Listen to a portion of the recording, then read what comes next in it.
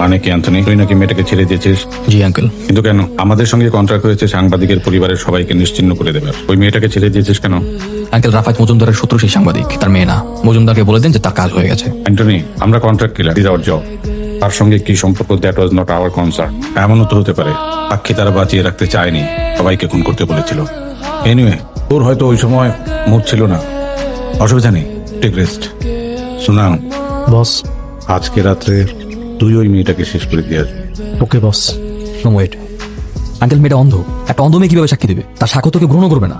শুধু শুধু একটা অন্ধ মেয়েকে মেরে কোনো লাভ নেই। প্রয়োজনে মজুমদার টাকা মজুমদারকে ফেরত দিয়ে দেবো। বস হয় কিন্তু অ্যান্টনি যেহেতু বলছে, নিশ্চয়ই এর পেছনে কারণ আছে। অ্যান্টনি, তুই যেটা চাচ্ছিস সেটাই হবে।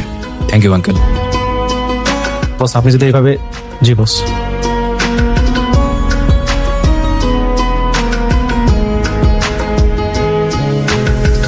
जिसने पूछा हमसे बिछड़े यार হ্যালো, এটা কি বিধান সাহেবের নাম্বার? জি, কিন্তু উনি বেঁচে নেই।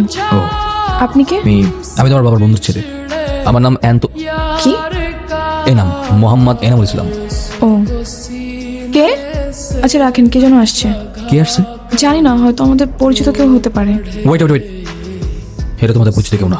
মানে? কারণ পরিচিত কেউ হলে এভাবে জোরে জোরে তর্ক ধাক্কাতো না। বলেন তাহলে কে?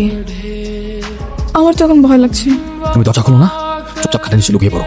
মানে? তোমাকে যেটা বলছি সেটা করো, খাটের নিচে লুকাও। रह